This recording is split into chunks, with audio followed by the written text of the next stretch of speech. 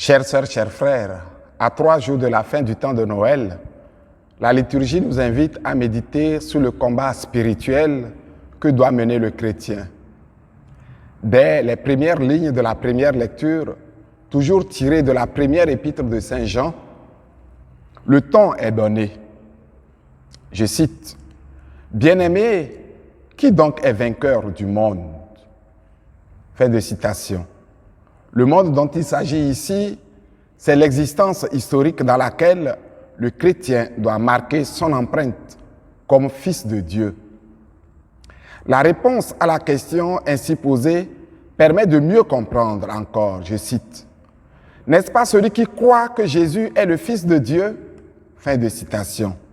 En clair, on comprend que la foi au Christ, Fils de Dieu, vainc toutes les difficultés dans l'existence humaine.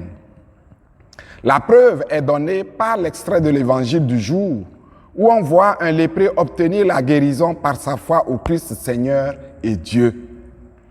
Devant Jésus, le lépreux tombe, face contre terre, attitude d'adoration, et il supplie.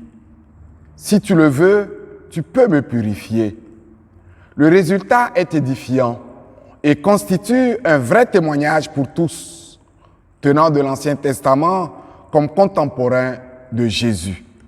Pour tous, un monde nouveau est en germination. Comme chrétiens, toute notre existence historique doit refléter notre attachement sans faille à Jésus-Christ, Fils de Dieu, Fils de l'homme et seul sauveur de notre humanité. Un tel attachement est en soi témoignage qu'avec Jésus, nous sommes vainqueurs du mal dans le monde.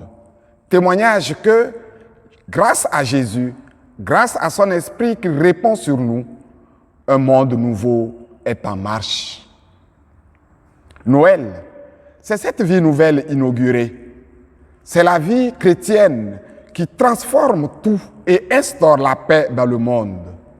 Noël, c'est finalement la vie éternelle répandue dans le monde et appelée à se développer jusqu'à la fin du monde.